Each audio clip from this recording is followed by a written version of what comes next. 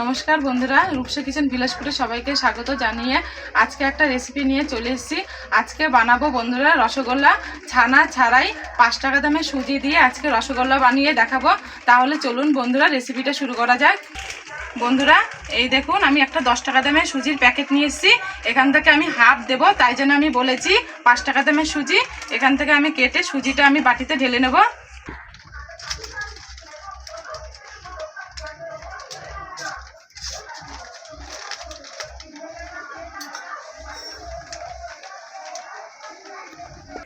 এখন আমি উনুনটাকে আগে ধরিয়ে নেব।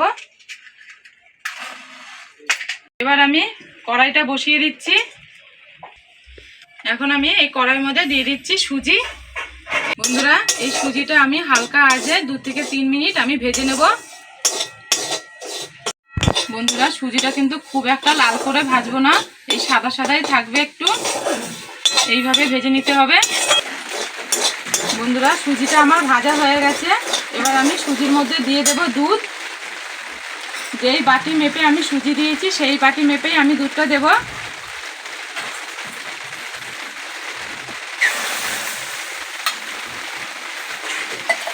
বন্ধুরা 1.5 বাটি আমি দুধ দিয়েছি।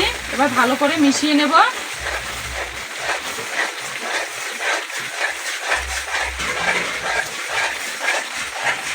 এবার আমি দিয়ে দেব চিনি। চিনিটাও ভালো করে মিশিয়ে নেব।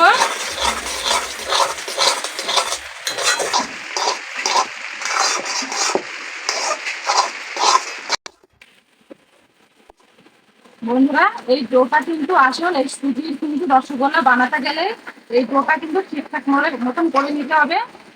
খুব একটা কিন্তু শক্ত করে নিলে হবে না। আমি এই ডোটা প্রায় হয়ে এসছে, আর 1 মিনিট না দিয়ে নিলে কিন্তু হয়ে যাবে আমার এই ডোটা তৈরি করা।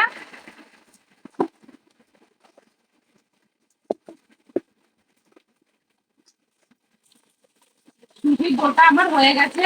এবার আমি নামিয়ে নেব। আমি একটা থালার মধ্যে ঢেলে নিচ্ছি।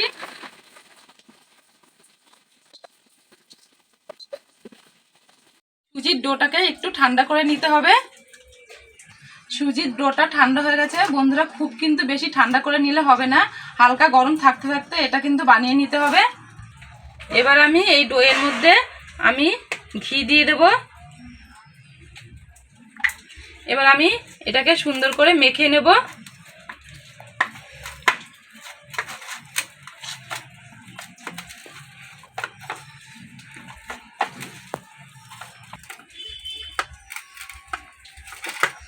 বন্ধুরা দেখুন এই সুজিটা কিন্তু মাখতে মাখতে আমার হাতে লেগে যাচ্ছে, তার জন্য আমি আরো ঘি দেব।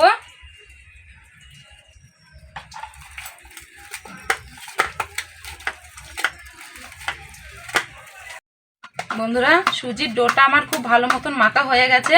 আর এই দেখুন বন্ধুরা আমার হাতে কিন্তু একটুকু লেগে নেই, তার মানে আমার সুজির ডোটা কিন্তু পুরোপুরি রেডি। এবার আমি ছোট ছোট করে একদম রসগোল্লা শেপ দিয়ে নেব। বন্ধুরা তার আগে আমি হাতের মধ্যে একটুখানি ঘি মাখিয়ে নেব।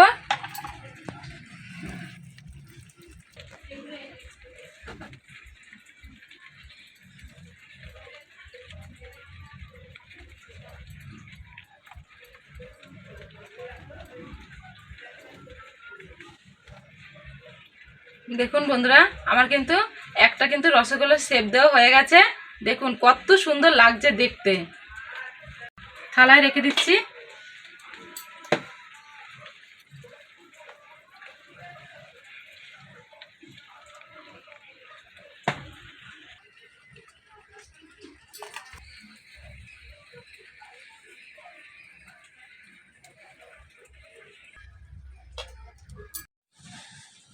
দেখুন বন্ধুরা আমার কিন্তু 5 টাকা সুজি দিয়ে কতগুলো মিষ্টি হয়েছে দেখুন। বন্ধুরা আবারও উনুন ধরিয়ে দিয়েছি। এবার আমি চিনির শিরাটা বানিয়ে নেব। বন্ধুরা দেখুন আমি কিন্তু 1 বাটি চিনি নিয়েছি। এই চিনিটা এবার আমি কড়াইতে দিয়ে দেব। যেই বাটি মেপে আমি চিনি দিয়েছি সেই বাটি মেপে আমি জল দেব। আমি 1 বাটি জল দিয়ে দিচ্ছি। বন্ধুরা এই চিনিটা গলা পর্যন্ত একটু আমি অপেক্ষা করব। চিনিটা দেখুন বন্ধুরা আমার খুব ভালো মতন গলে গেছে। এবার আমি একটা এলাচ নিয়েছি, এটা গুঁড়ো করে নিয়েছি, দিয়ে দেবো।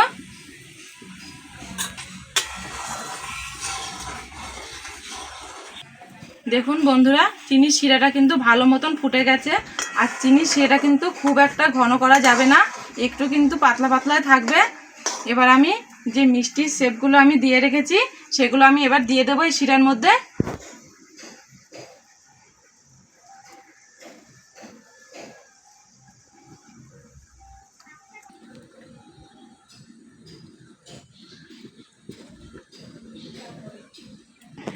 বন্ধুরা, এই মিষ্টিটা কিন্তু আমি ঢাকা চাপা দিয়ে 7 থেকে 8 মিনিট আমি রেখে দেবো। বন্ধুরা, আমার কিন্তু 5 মিনিট হয়ে গেছে। এবার আমি থালাটা তুলে দেখে নেব কতটা হয়েছে।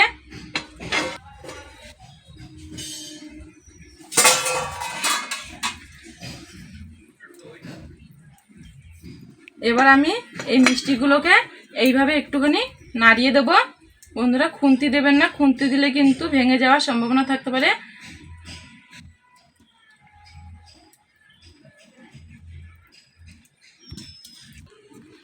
আবারও আমি 3 মিনিটের জন্য ঢাকা দিয়ে রেখে দেবো। বন্ধুরা, আবারও কিন্তু 3 মিনিট হয়ে গেছে। এবার আমি ঢাকনাটা নামিয়ে নিচ্ছি। দেখুন বন্ধুরা, কত সুন্দর মিষ্টি হয়েছে দেখুন আপনারা। এবার আমি নামিয়ে নেব। আমি এই মিষ্টিটা কিন্তু নামিয়ে একটু ঠান্ডা করে নিয়েছিলাম।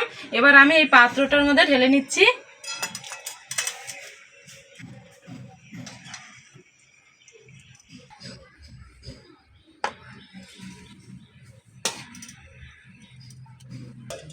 দেখুন বন্ধুরা, 5 টাকার সুজি দিয়ে কতগুলো রসগোল্লা হয়েছে, আর কত সুন্দর রসগোল্লা হয়েছে দেখুন বন্ধুরা। আপনারা কিন্তু এইভাবে বাড়িতে বানিয়ে খাবেন। আর আমার যেই বন্ধুরা গরম রসগোল্লা পছন্দ করে তারা কিন্তু এইভাবে বাড়িতে বানিয়ে খেতে পারেন, খুব ভালো লাগবে। আমি একটা রসগোল্লা কেটে দেখাচ্ছি। দেখুন বন্ধুরা, কত সুন্দর এর ভিতরে রস ঢুকেছে দেখুন, আর কত সুন্দর নরম হয়েছে।